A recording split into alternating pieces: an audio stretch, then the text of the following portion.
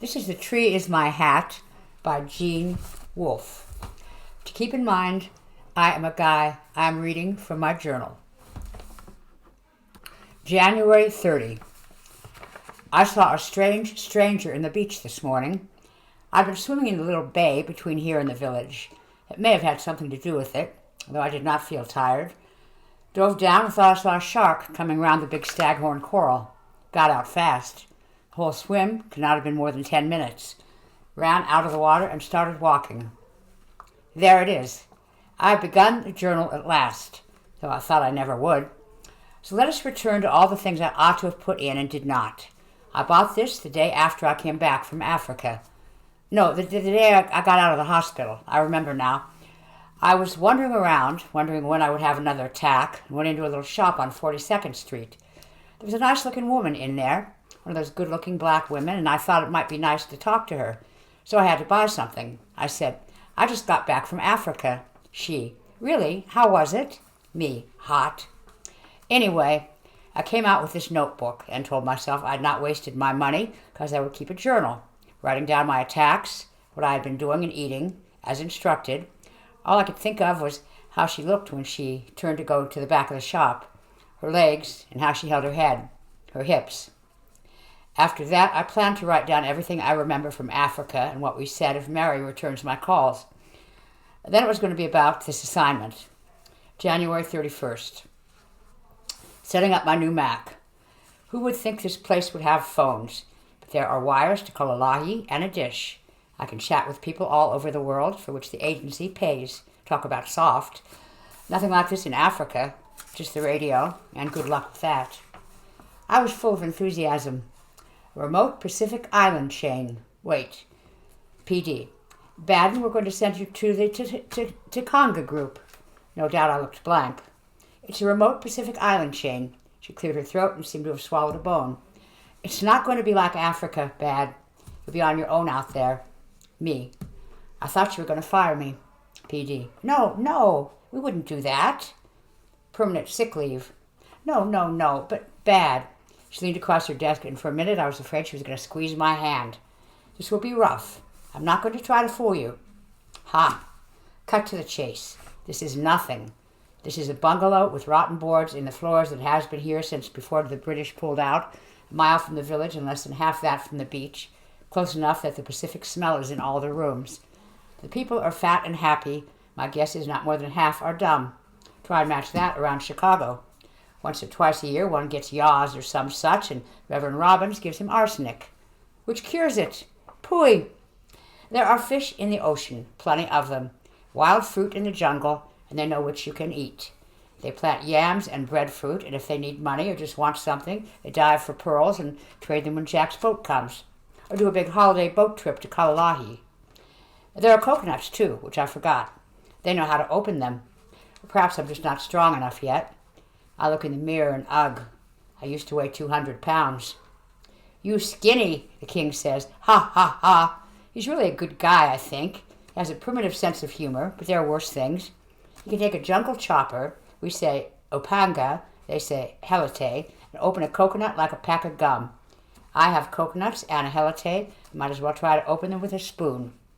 February 1. Nothing to report except a couple of wonderful swims. I did not swim at all for the first couple of weeks. There are sharks. I know they are really out there because I have seen them once or twice. According to what I was told, there are saltwater crocs, too, up to 14 feet long. I've never seen any of those, and am skeptical, though I know they have them in Queensland. Ever so often you hear about somebody who was killed by a shark. That does not stop the people from swimming all the time. I do not see why it should stop me. Good luck so far. February 2, Saturday. I was supposed to write about the dwarf I saw on the beach that time, but I never got the nerve. Sometimes I used to see things in the hospital, afraid it might be coming back. I decided to take a walk on the beach. All right. Did I get sunstroke? Phooey. He was just a little man, shorter even than Mary's father. He was too small for any adult in the village. He was certainly not a child. He was too pale to have been one of the islanders at all. He cannot have been here long. He was whiter than I am. Reverend Robbins will know. Ask tomorrow. February 3. Hot and getting hotter. January is the hottest month here, according to Rob Robbins. Well, I got here the first week in January, and it has never been this hot. Got up early while it was still cool, went down to the beach to the village. Stopped to have a look at the rocks where the dwarf disappeared. Waited around for the service to begin, but could not talk to Rob. He was rehearsing the choir, Nearer My God to Thee. Half the village came. The service went on for almost 2 hours. When it was over, I was able to get Rob alone. I said if he would drive us into Kalalahi, I would buy our Sunday dinner. He has a Jeep. He was nice, but no, too far and bad roads. I told him I had personal troubles I wanted his advice on. He said, why don't we go to your place, Baden, and have a talk? I'd invite you for lemonade, but they'd be after me every minute. So we walked back. It was hotter than hell. This time I tried not to look. I got cold Cokes out of my rusty little fridge. We sat on the porch, Rob calls it the veranda, and fanned ourselves. He knew I felt bad about not being able to do anything for these people, and urged patience. My chance would come. I said, I've given up on that, Reverend. That was when he told me to call him Rob. His first name is Mervyn. Never give up, Baden. Never. He looked so serious I almost laughed. All right, I'll keep my eyes open. Maybe someday the agency will send me someplace where I'm needed. Back to Uganda. I explained that the AOAA almost never sends anyone to the same place twice. It wasn't really what I wanted to talk to you about. It's my personal life. Well, really, 2 things. That's one of them. I'd like to get back together with my ex-wife. You're going to advise me to forget it because I'm here and she's in Chicago, but I can send email. I'd like to put the bitterness behind us. Were there children? Sorry, Baden. I didn't intend it to hurt. I explained how Mary had wanted them and I had not. He gave me some advice. I have not emailed yet, but I will tonight after I write it out here. You're afraid that you were hallucinating. Did you feel feverish? He got out his thermometer and took my temperature, which was nearly normal. Let's look at it logically, Baden. This island is 100 miles long and about 30 miles at the widest point. There are 8 villages I know of. The population of Kalalahi is over 1,200. I said I understood all that. Twice a week, the plane from Cairns brings new tourists, who almost never go 5 miles from Kalalahi. Almost never, Baden, not never.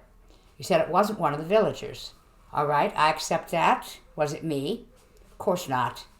Then it was someone from outside the village, someone from another village, from Kalalahi, or a tourist. Why shake your head?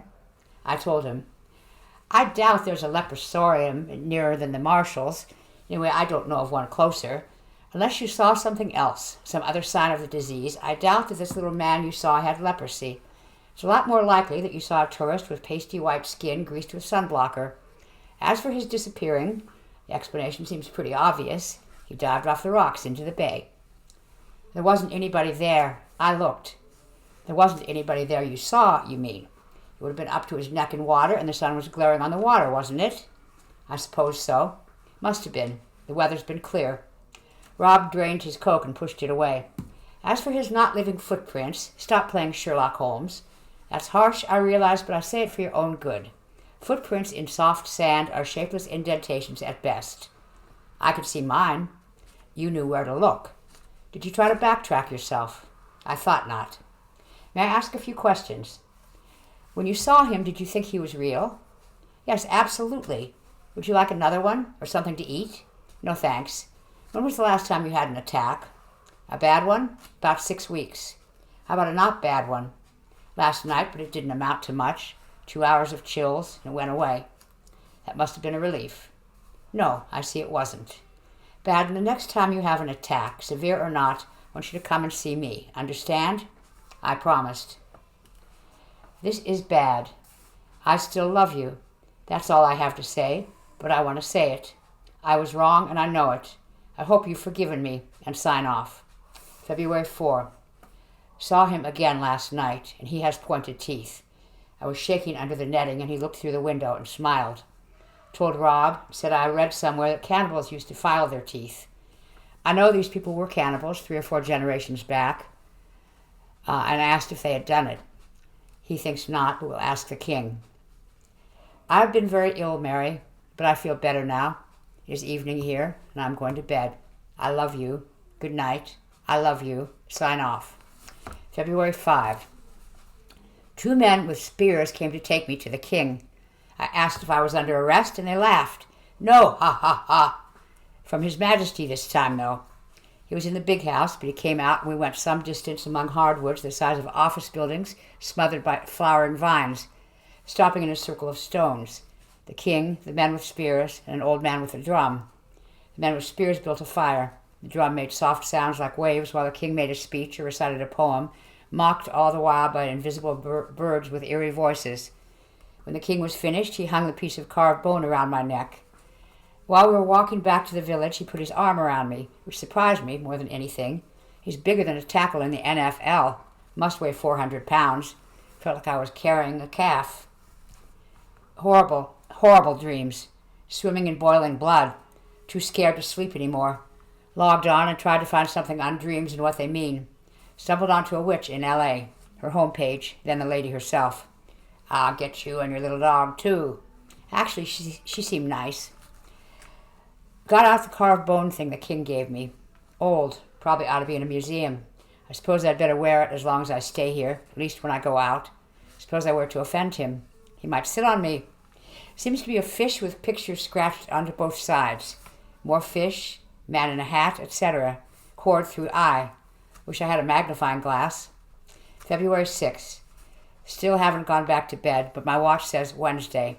Wrote a long email, typing it as it came to me. Told her where I am, what I'm doing, and begged her to respond. After that, I went outside and swam naked in the moonlit sea. Tomorrow, I want to look for the place where the king hung the fish charm on me. Back to bed. Morning and beautiful. Why has it taken me so long to see what a beautiful place this is? Maybe my heart just got back from Africa.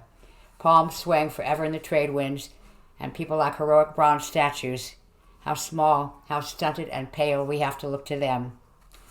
Took a real swim to get the screaming out of my ears. Will I laugh in a year when I see that I said my midnight swim made me understand these people better? Maybe I will, but it did. They've been swimming in the moon like this for hundreds of years. Email.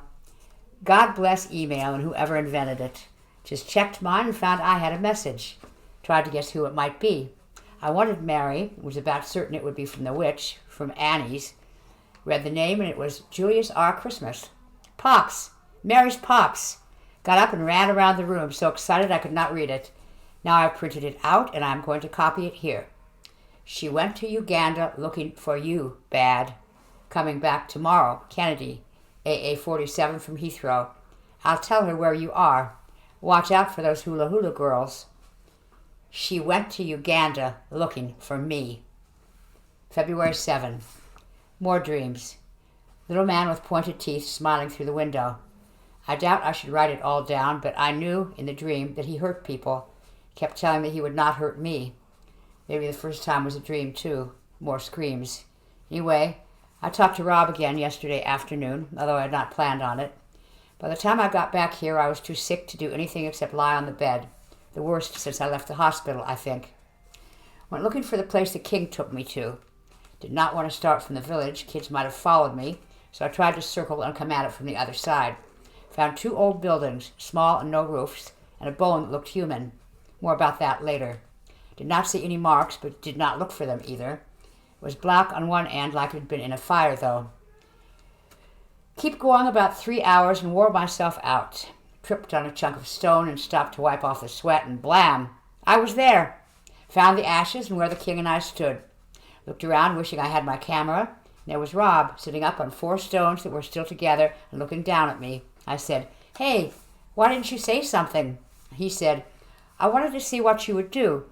So he had been spying on me. I did not say it, but that was what it was. I told him about going there with the king and how he gave me a charm. I said I was sorry I had not worn it, but anytime he wanted a Coke, I would show it to him. It doesn't matter. He knows you're sick. I imagine he gave you something to heal you. It might even work, because God hears all sorts of prayers. That's not what they teach in the seminary, or even what it says in the Bible. I've been out in the mission long enough to know. When somebody with good intentions talks to the God who created him, he's heard. Pretty often the answer is yes. Why did you come back here? I wanted to see it again, that's all. First I thought it was just a circle of rocks. Then when I thought about it, it seemed like it must have been more. Rob kept quiet, so I explained that I'd been thinking of Stonehenge. Stonehenge was a circle of big rocks, but the idea had been to look at the positions of certain stars and where the sun rose. This could not be the same kind of thing, because of the trees. Stonehenge is out in the open on Salisbury Plain. I asked if it was some kind of temple. It was a palace once, Baden. Rob cleared his throat. If I tell you something about it in confidence, can you keep it to yourself? I promised. These are good people now. I want to make that clear. They seem a little childlike to us. All primitives do. If we were primitives ourselves, and we were bad not so long ago, they wouldn't. Can you imagine how they'd seem to us if they didn't seem a little childlike? I said, I was thinking about that this morning before I left the bungalow. Rob nodded. Now I understand why you wanted to come back here. The Polynesians are scattered all over the South Pacific. Did you know that? Captain Cook, a British naval officer, was the first to explore the Pacific with any thoroughness. He was absolutely astounded to find that after he'd sailed for weeks, his interpreter could still talk to the natives. We know, for example, the Polynesians came down from Hawaii in sufficient numbers to conquer New Zealand. The historians haven't admitted it the last time I looked, but it's a fact, recorded by the Maori themselves in their own history. The distance is about 4,000 miles. Impressive. But you wonder what I'm getting at. I don't blame you. They're supposed to have come from Malaya originally. I won't go into all the reasons for thinking that they didn't, beyond saying that if that were the case, they should be in New Guinea and Australia, and they're not. I asked where they had come from, and for a minute or two he just rubbed his chin. Then he said, I'm not going to tell you that either. You wouldn't believe me, so why waste breath on it? Think of a distant land, a mountainous country with buildings and monuments to rival ancient Egypt's, and gods worse than any demon Cotton Mather could have imagined. The time, he shrugged, after Moses, but before Christ. Babylon? He shook his head. They developed a ruling class, and in time, those rulers, their priests and warriors, became something like another race, bigger and stronger than the peasants they treated like slaves. They drenched the altars of their gods with blood, the blood of enemies when they could capture them, and the blood of peasants when they couldn't. The peasants rebelled and drove them from the mountains to the sea and into the sea. I think he was waiting for me to say something, but I kept quiet, thinking over what he had said and wondering if it was true. They sailed away in terror of the thing that they had awakened in the hearts of the nation that had been their own. I doubt very much if there were more than a few thousand. There may very well have been fewer than 1,000. They learned seamanship and learned it well. They had to. In the ancient world, they were the only people to rival the Phoenicians. They surpassed even the Phoenicians. I asked whether he believed all that, and he said, doesn't matter whether I believe it, because it's true. He pointed to one of the stones. I called them primitives, and they are. But they weren't always as primitive as they are now. This was a palace, and there are ruins like this all over Polynesia, great buildings of coral rock falling to pieces. A palace, and thus a sacred place, because the king was holy, God's representative. That was why he brought you here. Rob was going to leave, but I told him about the buildings I found earlier, and he wanted to see them.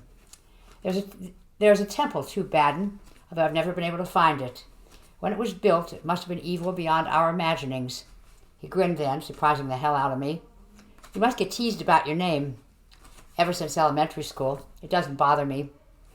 The truth is it does, sometimes. More later. Well, I have met the little man I saw on the beach. And to tell you the truth, what's the sense of one of these if you're not going to tell the truth? I like him. I'm going to write about all that in a minute. Rob and I looked for the buildings I had seen when I was looking for the palace, but could not find them. Described them, but Rob did not think they were the temple he's been looking for since he came. They know where it is. Certainly the older people do. Once in a while I catch little oblique references to it. Not jokes. They joke about the place you found, but not about that. I asked what the place I had found had been. A Japanese camp. The Japanese were here during World War II. I had not known that. There were no battles. They built these buildings you found, presumably, and they dug caves in the hills from which to fight. I found some of them myself. But the Americans and Australians simply bypassed this island, as they did many other islands. Japanese soldiers remained here, stranded. Must have been about a company originally. What happened to them? Some surrendered. Some came out of the jungle to surrender and were killed. A few held out, 20 or 25 from what I've heard. They left their caves and went back to the camp they had built when they thought Japan would win the war and control the entire Pacific. That was what you found, I believe, and that's why I'd like to see it. I could not understand how we could have missed it. He said, "Look at this jungle, Baden. One of these buildings could be within 10 feet of us." After that, we went for another mile or two and came back out onto the beach. I did not know where we were, but Rob did. "This is where we separate. The village is this way, and your bungalow's the other way, beyond the bay." I'd been thinking about the Japs and asked if they were all dead, and he said they were. They were older every year, and fewer every year. The time came when the rifles and machine guns that had kept the villages in terror no longer worked. After that, the time when the people realized they didn't. They went to the Japanese camp one night with their spears and war clubs. They killed the remaining Japanese and ate them.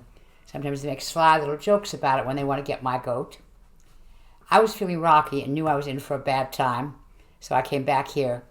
I was sick the rest of the afternoon and all night. Chills, fever, headache, the works.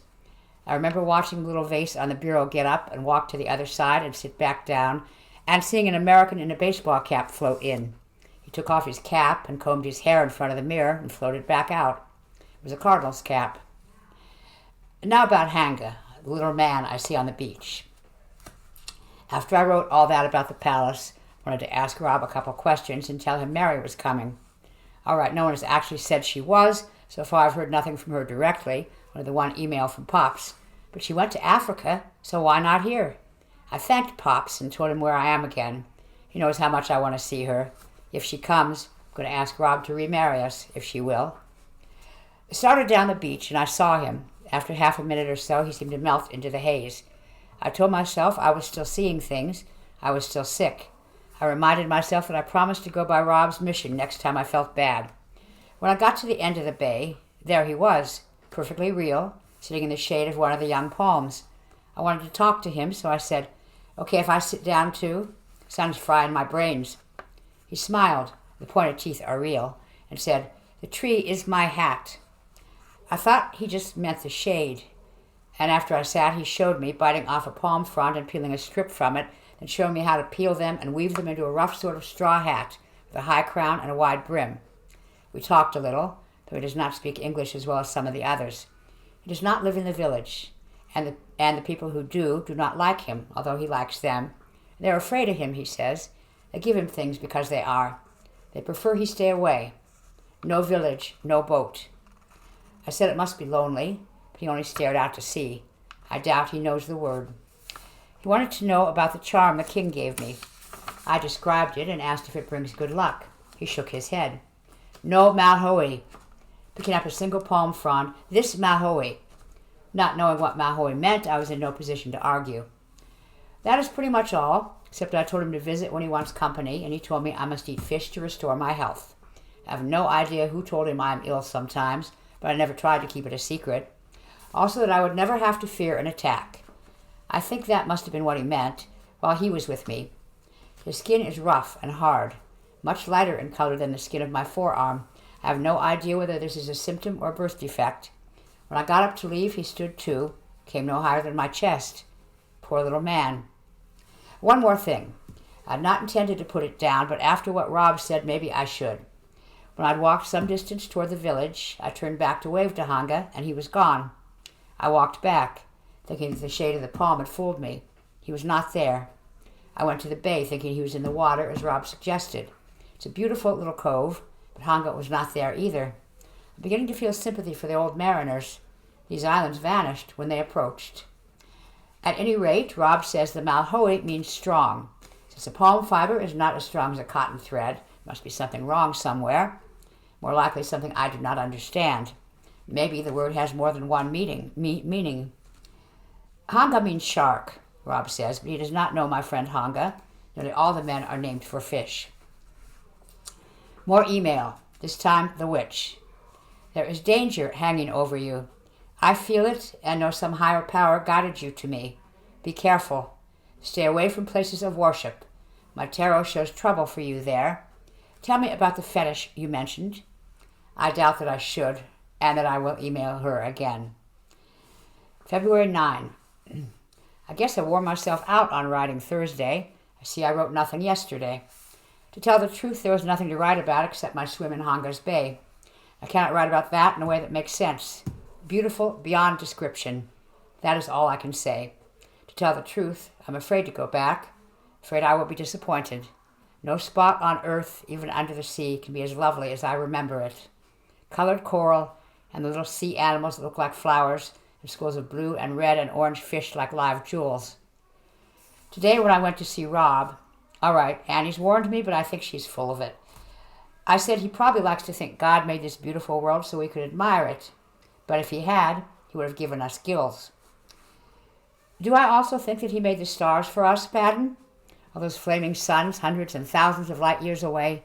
Did God create whole galaxies so that once or twice in our lives we might chance to look up and glimpse them? When he said that, I had to wonder about people like me who work for the federal government. Would we be driven out someday like the people Rob talked about? A lot of us do not care any more about ordinary people than they did. I know PD does not. A woman who had cut her hand came in about then. Rob talked to her in her own language, while he treated her, she talked a good deal more, chattering away. When she left, I asked whether he had really understood everything she said. He said, I did and I didn't. I know all the words she used, if that's what you mean. How long have you been here now, Baden? I told him, and he said, about 5 weeks. That's perfect. I've been here about 5 years. I don't speak as well as they do. Sometimes I have to stop to think of the right word. Sometimes I can't think of it at all. I understand when I hear them. It's not an elaborate language. Are you troubled by ghosts? I suppose I gawked. That was one of the things she said. The king has sent for a woman from another village to rid you of them. Sort of witch doctress, I imagine. Her name is Langatakoa. I said the only ghost bothering me was my dead marriages, and hoped to resuscitate it with his help. He tried to look through me and may have succeeded. He has that kind of eyes. You still don't know when Mary's coming? I shook my head. She'll want to rest a few days after her trip to Africa. I hope you're allowing for that.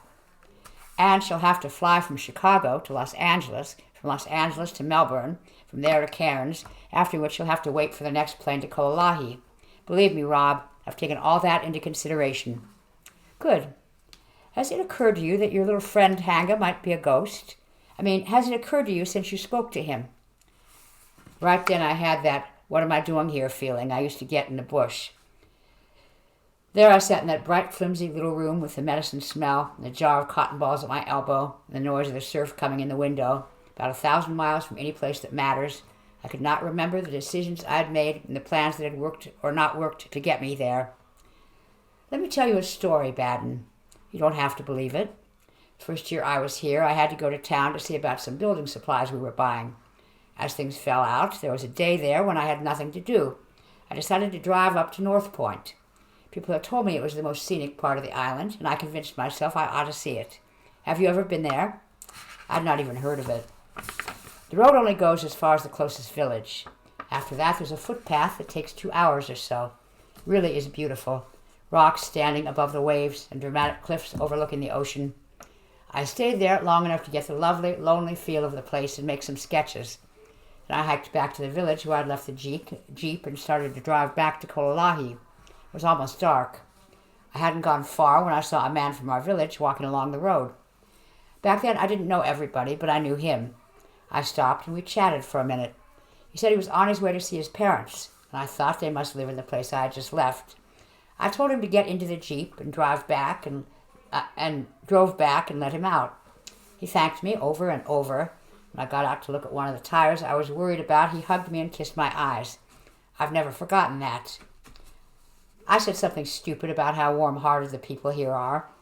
You're right, of course, but Baden, when I got back, I learned that North Point is a haunted place. It's where the souls of the dead go to make their farewell to the land of the living. The man I'd picked up had been killed by a shark the day I left, 4 days before I gave him a ride. I did not know what to say. Last I blurted out, They lied to you. They had to be lying. No doubt. Or I'm lying to you. At any rate, I'd like you to bring your friend Hanga here to see me if you can. I promised I would try to bring Rob to see Hanga, since Hanga will not go into the village. Swimming in the little bay again. I never thought of myself as a strong swimmer, never even had much chance to swim, but I've been swimming like a dolphin, diving underwater and swimming with my eyes open for what has got to be 2 or 2.5 minutes, if not longer. Incredible. My God, wait till I show Mary. You can buy scuba gear in Kalalahi. I'll rent Rob's Jeep or pay one of those men to take me in his canoe. February 11. I let this slide again and need to catch up. Yesterday was very, very odd. So was Saturday. After I went to bed, still full of Rob's ghost story and the new world underwater, and crash. Jumped up, scared as hell. My bureau had fallen on its face. Dry rot in the legs, apparently. A couple of drawers broke and stuff scattered all over. I popped it back up and started cleaning up the mess and found a book I never saw before. The Life Garden of the Angel King, about traveling through Afghanistan. In front is somebody's name and a date. And American Overseas Assistance Agency. None of it registered right then. There it was, spelled out for me. And here is where he was, Larry Scribble. He was an agency man, had bought the book 3 years ago, when he was posted in Afghanistan most likely, and brought it with him when he was sent here. I only used the top 3 drawers. It had been in one of the others that got overlooked when somebody, who, cleared out his things. Why was he gone when I got here? He should have been here to brief me, and stayed for a week or so. No one has so much as mentioned his name. There must be a reason for that.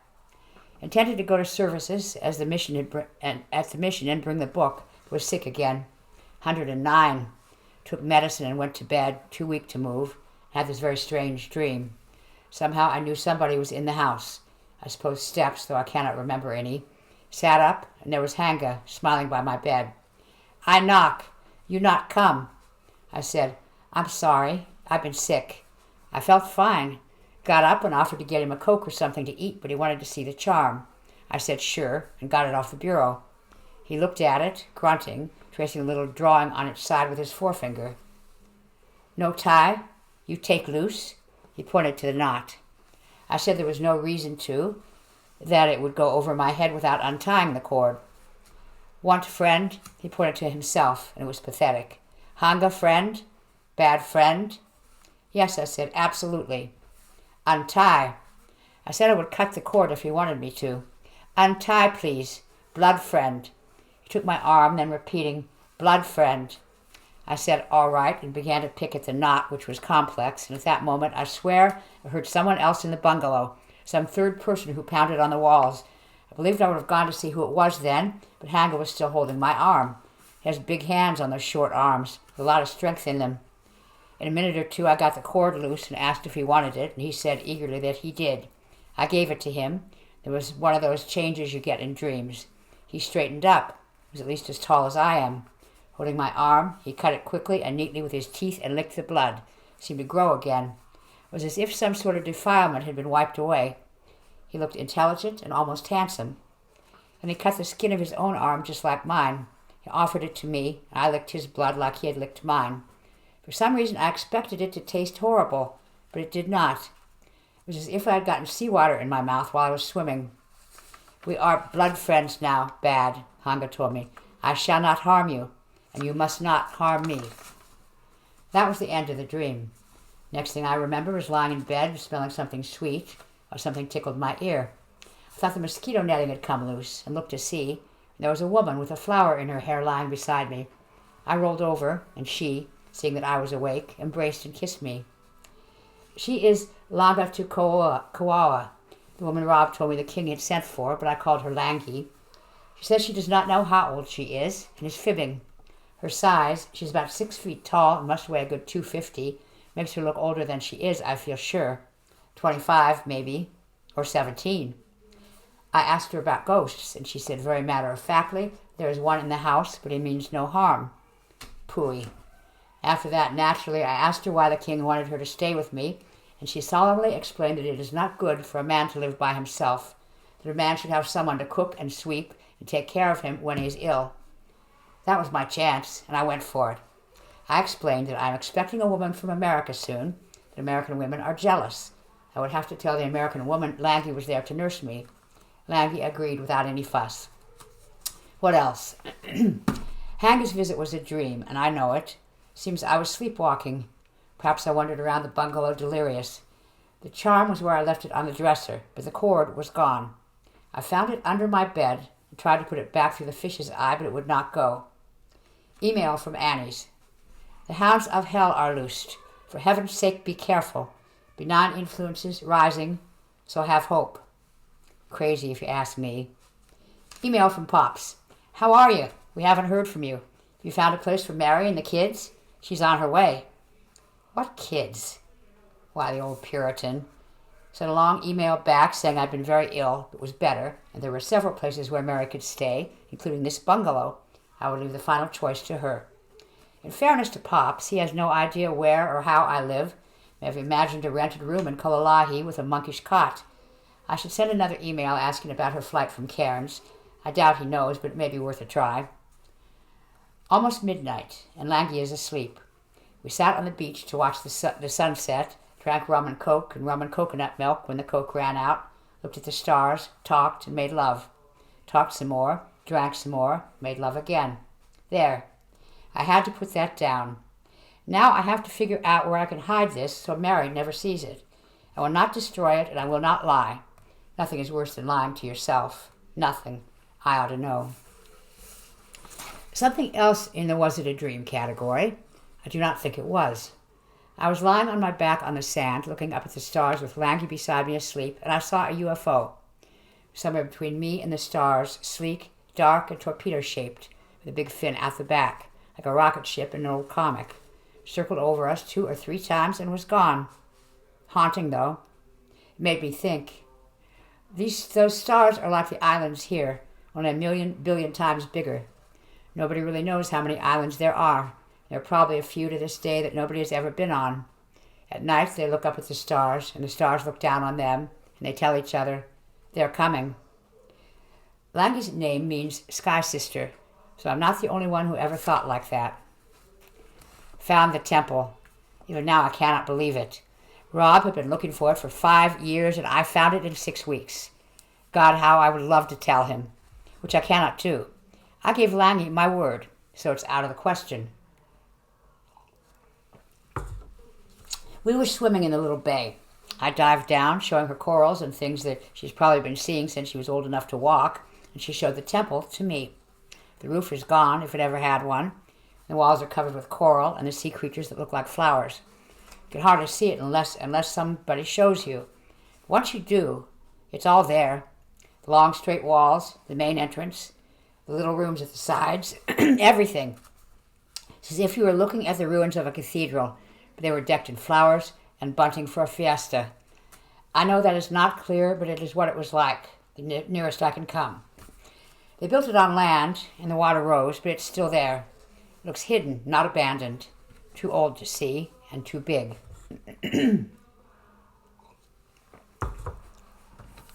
I will never forget this, how 1 minute it was just rocks and coral, next it was walls and altar, with a 50-foot branched coral like a big tree growing right out of it.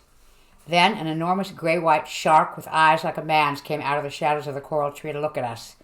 Worse than a lion or a leopard. My God, was I ever scared. When we were both back up on the rocks, Langy explained that the shark had not meant to hurt us. We would both be dead if he had. Cannot argue with that. Then we picked flowers, and she made wreaths out of them and threw them in the water and sang a song. Afterwards, she said it was all right for me to know because we are us. But I must never tell other mullies. I promised faithfully that I would not. She has gone to the village to buy groceries. I asked her whether they worshipped Rob's god in the temple underwater. I had to say it like that for her to understand. She laughed and said no, they worship the shark god, so the sharks would not eat them. I've been thinking about that.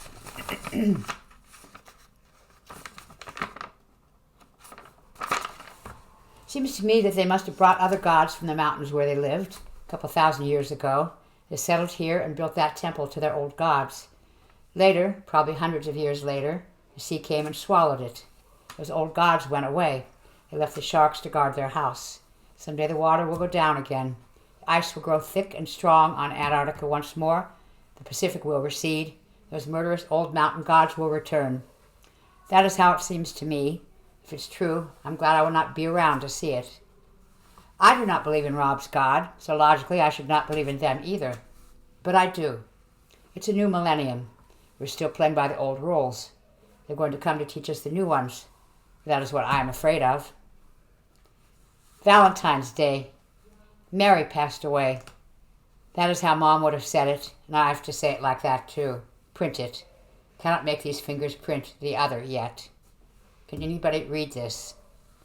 Lanky and I had presented her with a wreath of orchids, and she was wearing them. It was so fast, so crazy, so much blood, and Mary and the kids screaming. I better backtrack or give this up to altogether. There was a boar hunt. I did not go, remembering how sick I'd been after tramping through the jungle with Rob. But Lanky and I went to the pig roast afterward. Boar hunting is the men's favorite pastime. She says it is the only thing that the men like better than dancing. They do not have dogs and do not use bows and arrows. It's all a matter of tracking, and the boars are killed with spears when they find them, which must be really dangerous. I got to talk to the king about this hunt, and he told me how they get the boar they want to a place where it cannot run away anymore. It turns then and defies them, and may charge. But if it does not, 4 or 5 men all throw their spears at once. It was the king's spear, he said, that pierced the heart of this boar. Anyway, it was a grand feast, with pineapples and native beer, and my rum, and lots of pork. It was nearly morning by the time we got back here, where Mary was asleep with Mark and Adam, which was a very good thing, since it gave us a chance to swim and otherwise freshen up. By the time they woke up, Lanky had prepared a fruit tray for breakfast and woven the orchids. I had picked them for her and made coffee. Little boys, in my experience, are generally cranky in the morning. Could it be because we do not allow them coffee? But Adam and Mark were sufficiently overwhelmed by the presence of a brown lady giant and a live skeleton that conversation was possible. They're fraternal twins. I think they really are mine. Certainly they look very much like I did at their age. The wind had begun to rise. We thought nothing of it. Were you surprised to see me? Mary was older than I remembered and had the beginnings of a double chin. Delighted. Pops told me you'd gone to Uganda and you were on your way here. To the end of the earth. She smiled and my heart leaped. I never realized the end would be as pretty as this. I told her that in another generation the beach would be lined with condos. Let's be glad that we're in this one. She turned to the boys. You have to take in everything as long as we're here. You'll never get another chance like this. I said, which will be a long time, I hope. You mean that you and Langatakoa? I shook my head. Here it was, and all my lies had melted away. Was I ever honest with you, Mary? Certainly, often. I wasn't, and you know it. So do I. I've got no right to expect you to believe me now. I'm going to tell you, and myself, God's own truth. It's in remission now. Langy and I were able to go to a banquet last night and eat and talk to people and enjoy ourselves. But when it's bad, it's horrible. I'm too sick to do anything but shake and sweat and moan, and I see things that aren't there. Mary interrupted me, trying to be kind. You don't look as sick as I expected. I know how I look. My mirror tells me every morning while I shave. I look like death in a microwave oven, and that's not very far from the truth. It's liable to kill me this year. If it doesn't, I'll probably get attacks on and off for the rest of my life, which is apt to be short. There was a silence that Langy filled by asking whether the boys wanted some coconut milk.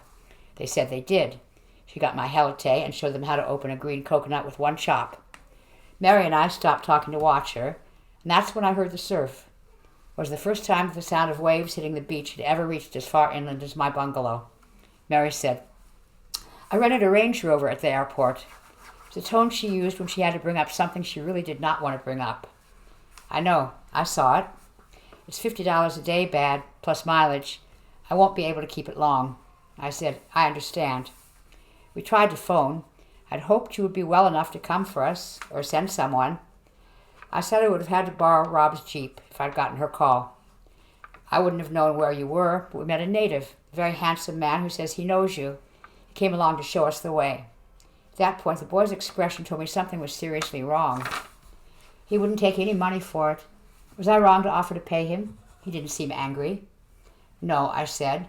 Would have given anything to get the boys alone. Would it have been different if I had?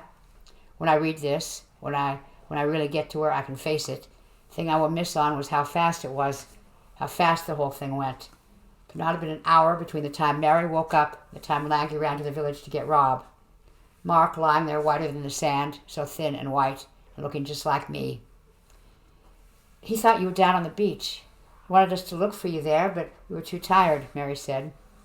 That is all for now. In fact, it is too much.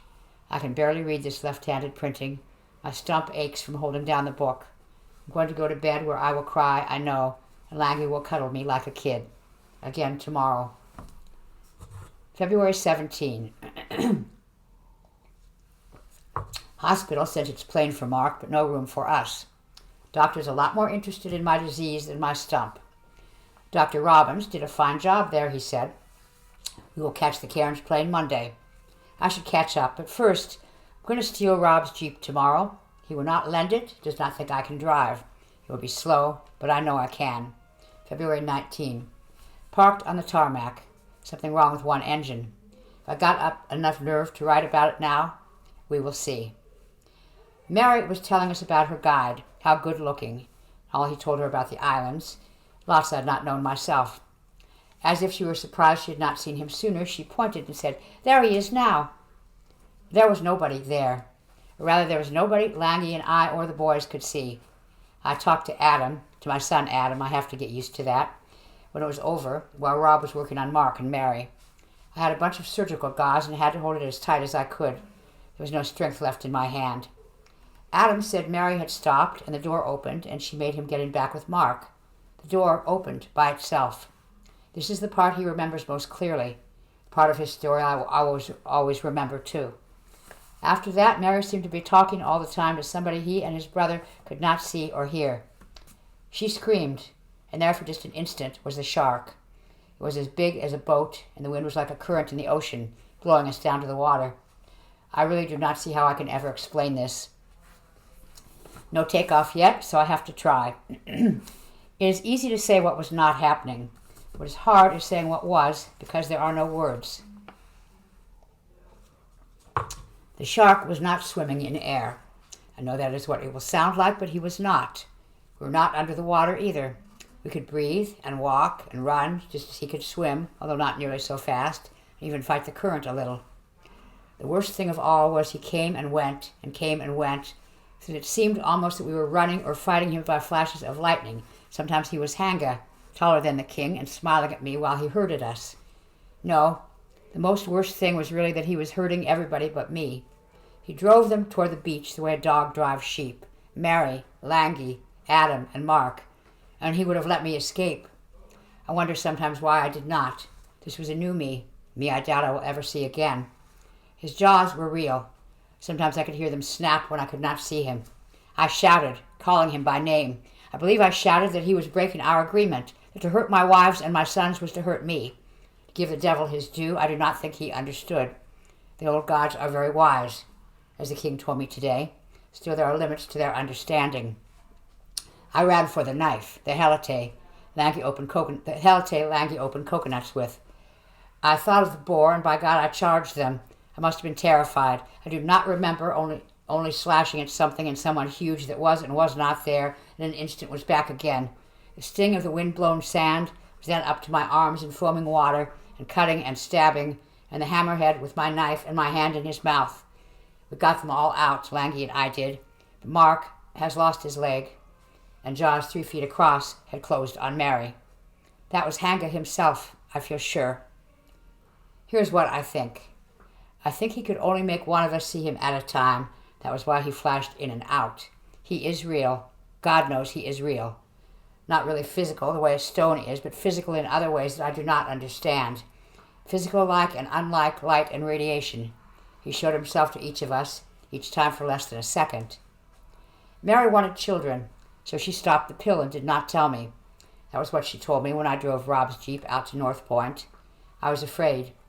Not so much afraid of Hanga, although there was that too, but afraid she would not be there.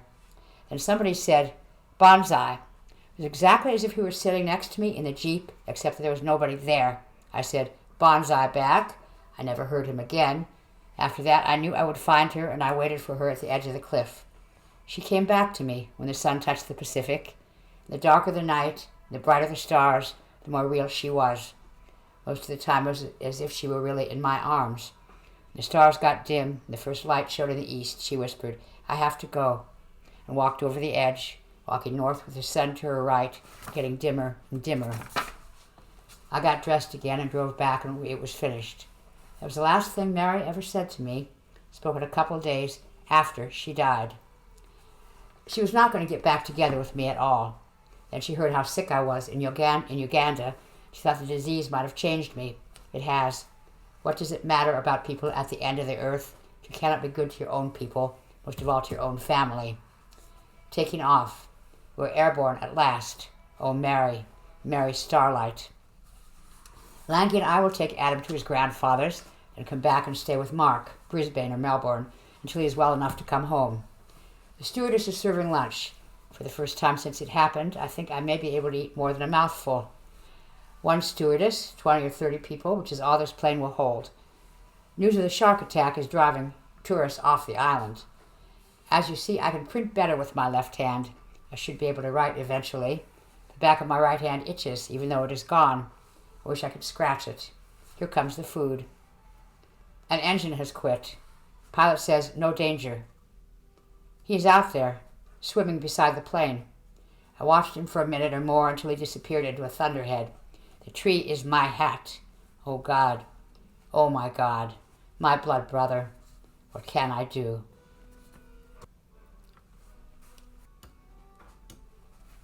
Afterward. Some things you may have thought fantastic in this are simply true. There really were Japanese detachments left behind on various Pacific islands, maroon detachments that stayed right where they were till the local people turned on them and killed those left alive. And there really are mysterious ruins on many South Pacific islands.